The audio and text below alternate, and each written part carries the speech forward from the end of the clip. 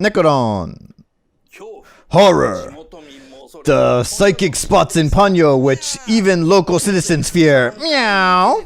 We've got a letter from a salon member, Ikejiri Mitsuo. Thank you, Nekoron. Hi, I live in Fukuyama City, Hiroshima, where Ponyo is set in. In the last lecture, you mentioned how the huge boobs of Grandmamar approach a ship. The ship crew shouts, "The goddess!" I wonder why the crew calls Grandmamar the Buddhist goddess, but it eventually made sense to me after you explained the boobs drew near the ship. Behind the mound, there is a Buddhist goddess we all know well. It's a statue on top of a cliff called Abuto Kanon, who is worshipped as a deity of navigation and easy delivery. Mothers who breastfeed are said to be blessed. Inside the hall, you see so many votive tables with handmade breasts attached. That's how the crew saying, "The goddess," made sense to me. They're associating the huge boobs with the goddess Abuto Kanon. By the way, the goddess of breasts exists, not only in Hiroshima, but Okayama and other prefectures around Seto Inland Sea. Ikejiri-san continues. Among other locations that come out in the movie, I know another haunted spot. Ponyo and Sosuke go to a place called Fukuyama Green Line, a resort area where a child was killed and his corpse abandoned. The place is quite famous among the locals. The latter half of the movie has so many haunted places that only the locals know of. For example, the hotel resort on top of a mountain people are headed to after the tsunami is based on a real place. And he's listed the names of those hotels. But if you Google them, you'll find out they're all haunted spots. While the movie is already surreal, it's scary to see people in the town all head for hotels that are haunted spots. The sign of the hotel that crosses the screen looks almost like an ill omen to me. Now, I checked the scene to confirm. And yeah, you see Sosuke and Ponyo on a small boat in the back. But this sign, the name of the hotel passes the screen fast, quite unnatural. It also seems meaningful. This hotel has been closed for 20 years when Miyazaki visited it for location scouting. Ikejiri-san asks, why do people head for this hotel? It's a sign given by Miyazaki who wanted to leave a space for interpretation to the audience. Maybe there is afterlife past this point.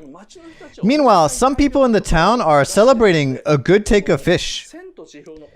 Miyazaki wanted to avoid the audience easily associating images with themes like death, such as in Spirited Away.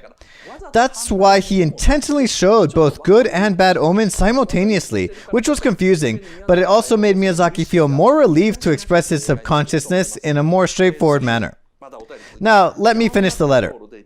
Lisa's car stops in the middle of a mountain road. Why does that happen? Not only Lisa's car, but after encountering the boobs, the ship engine also stops. By the way, the most famous supernatural phenomenon at Fukuyama Green Line is that car engines stop working. Any relations? My last question is about the tunnel near Green Line. Why did Ponyo say, "I don't like this place" at the tunnel?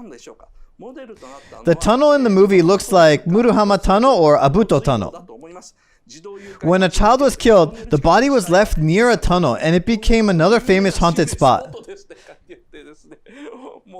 This is too scary for me, but yes, this is the scene, and sure, the camera pans down and you see Ponyo and Sosuke holding hands and trying to enter the tunnel. Then, you clearly see a sign on the road that says "Stop." I mean, the whole scene is intentionally depicted to look spooky. Now, this whole scene where two people hold hands and enter a place that says "Stop" reminds me of this scene in Ultra Q, an episode called The Devil's Child. This is the package illustration of the Laserdisc. Tunnels and railroads often symbolize a path to the afterlife. Railroads came out in Spirited Away, so a tunnel was the other choice.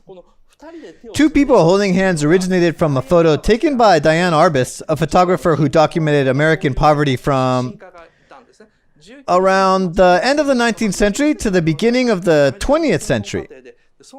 And there's a photo of twin girls that turned out extremely scary.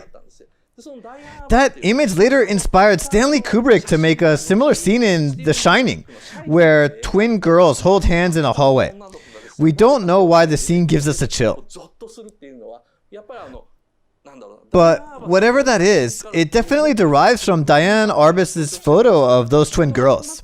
This illustration is also strongly inspired by Arbus. Back to the scene where Ponyo and Sosuke are in front of the tunnel. It's spooky, but it's also meaningful because Sosuke is escorting Ponyo, who refuses to proceed. It means Sosuke is being tested here, because Sosuke will be destined to force Ponyo to do what she refuses for the rest of his life as a husband's duty. It's like closing the Pandora's box that Ponyo opened and saving the world from the flood. This scene is depicted to give a mythical atmosphere, but still, it is spooky. Ikejiri-san also pointed out that the town shown at the ending is drawn differently. The ending scene shows the town one last time. Let me first show you the image of the town in the movie. In this image, you see the ocean on the left side, while Sosuke's house is on the right, and the shipbuilding yard is far in the back. But at the ending, these positions are reversed. Let me show you the image for the ending. It's kind of hard to see, but... So...